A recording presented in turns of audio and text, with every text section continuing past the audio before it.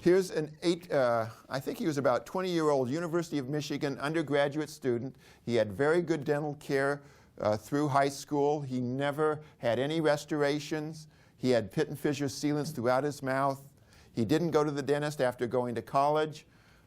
What I think had happened was he had a bubble in this pit and fissure sealant.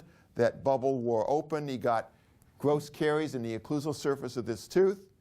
On radiographic examination, he had mesial caries on this tooth. Not having any restorations in his mouth, he didn't want to have an amalgam, so we decided to do a composite. Here's what we did. We're using this clear bite registration material, and on the handout that you have, it has 6 different products on that. 3 on the front page, 3 on the second page. There may be additional products that are available. I've used every one of those products. They all work. They all set within about 90 seconds to 2 minutes. My recommendation is to pick a product that sets quickly, because we are using a very small impression. It doesn't take very long to make this custom matrix impression, so you don't want to have a long working or setting time. You don't need it.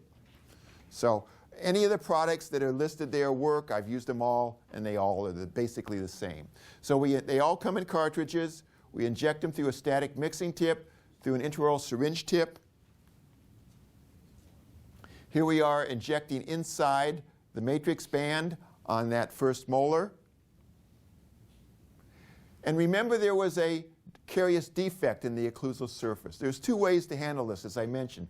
One is I could have filled it up with red border molding wax, had the patient bite, smooth off the excess, and then made my custom matrix impression. In this case, I take my favorite composite shaping and placement, or not placement, but shaping instrument, and I just cut off the defect that was sitting into that carious lesion. And you can now see that defect sitting over here. So now I have a little flat spot in the center of that custom matrix impression. So we cut our prep, and we used glass ionomer lining cement to line the pulpal floor. Now here's another little trick.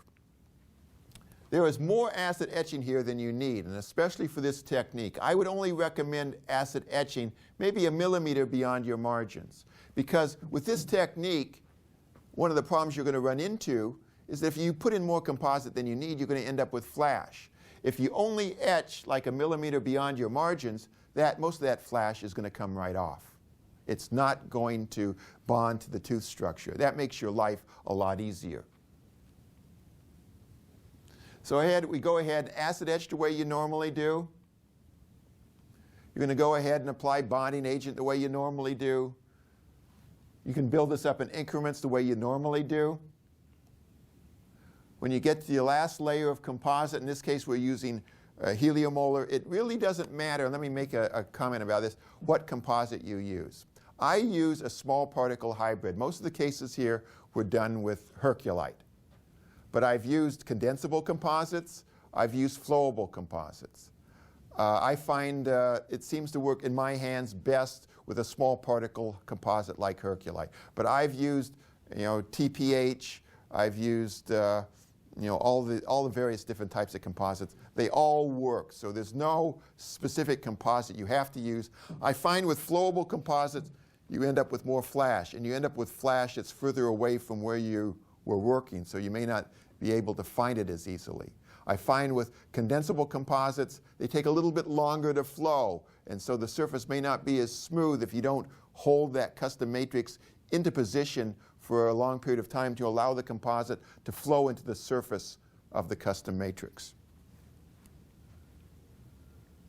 Here we are curing through the custom matrix. There was a flat surface made by the Mylar strip. We put the flat end of the light curing bundle on there. We light cure through it with pressure because these are slightly flexible, and I'll pass some of these around during the break. And you can see if you put pressure on it and then you release pressure, it may rebound a little bit, and that may cause the occlusion to be high. So I cure through it initially while putting pressure on my light curing bundle. And here's my composite. And look here, you see a little flat spot right here? That's exactly where that carious lesion was. That's where I cut off the excess.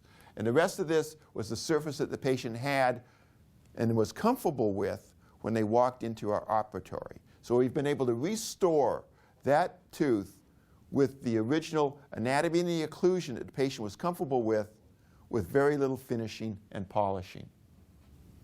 Now, it's very difficult sometimes to see the anatomy, so I took the custom matrix and I spray painted it with some occlude so you could see all the anatomy that this surface has. This custom matrix impression has a tremendous amount of surface detail information.